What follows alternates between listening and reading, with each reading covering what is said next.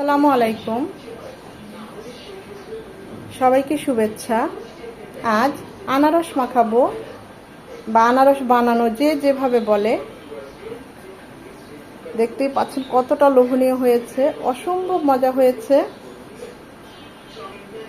সবাই তো সবার মতো করে আনারস মাখিয়ে খান, আমি আমার মতোই বানিয়েছি, মাখিয়েছি, আর সেটাই আজকে আপনাদের সাথে শেয়ার করব।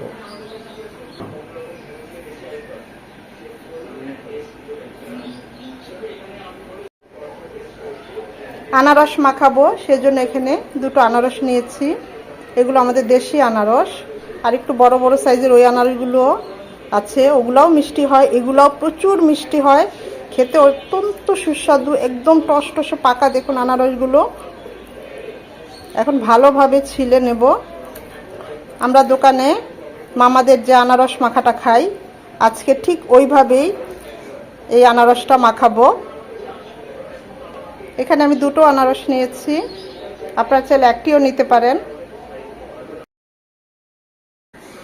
আনারসগুলো এভাবে একটু বড় বড় করে কেটে নিয়েছি, আপনারা চাইলে একটু ছোট করে কেটে নিতে পারেন।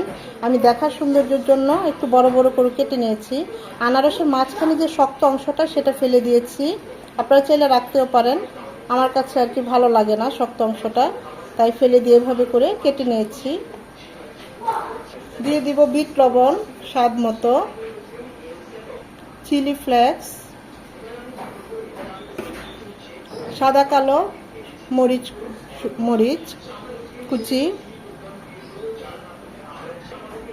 ঝালটা লবণটা সব কিছু যার যার পছন্দ অনুযায়ী নিয়ে নেবেন। কাসন্ত আমি 1 টেবিল চামচ দিলাম, আর 1 পিস লেবুর রস।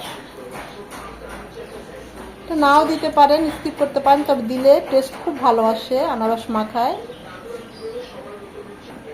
যদি দরকার হয় সাদা লবণটা ব্যবহার করবেন, আমার আর দরকার হবে না, আমার ওই বিট লবণটাই চলবে, তা না হলে বেশি হয়ে যাবে লবণের পরিমাণ।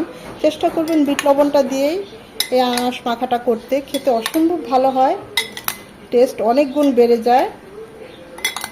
আমি তো কাঁচামরিচও দিলাম, আবার চিলি ফ্লেক্সও দিলাম, আপনারা যে কোনো একটা মরিচও দিয়ে করতে পারেন। খুব ভালোভাবে মিশিয়ে নেব। এই কাজটা আপনারা হাত দিয়েও করতে পারেন, আমি চামচ দিয়ে করলাম। তৈরি হয়ে গেল মজাদার আনারস মাখা। এই পবিত্র রমজানে ইফতারিতে এরকম একটা আনারস মাখা খাবেন, দেখবেন অসম্ভব ভালো লাগবে। আমরা যে বাইরে দোকানে আনারস মাখা মামাদের হাতে খেয়ে থাকি, ঠিক এর চেয়েও মজা আমি বলবো বাসার আনারস মাখাটা। দেখুন কতটা মজার হয়েছে। ঝাল লবণ যার যার টেস্ট অনুযায়ী দিয়ে দিবেন, আমি সেটা বলছি না পরিমাণটা।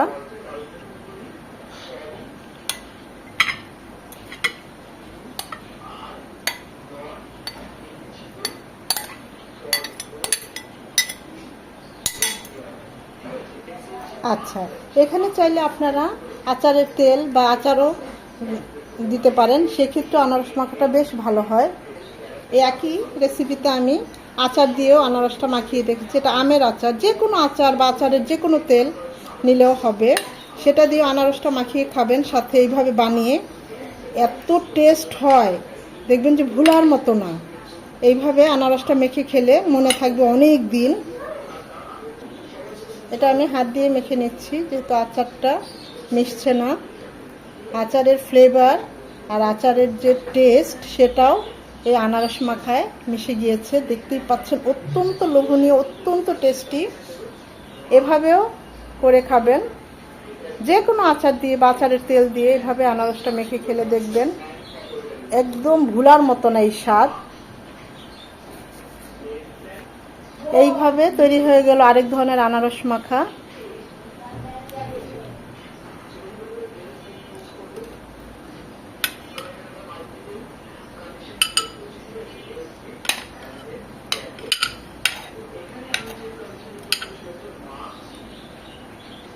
এটা আমার গত বছরের আমের আচার ছিল, তাই দিয়েছি। হাতের কাছে থাকলে দিবেন, না থাকলে নাই।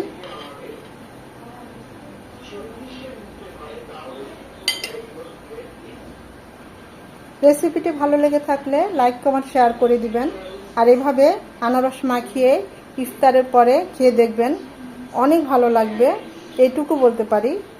অবশ্যই একটা লাইক দিবেন, কারণ এই লাইকটা পরবর্তী ভিডিও করতে আমাকে উৎসাহিত করে, সাহায্য করে।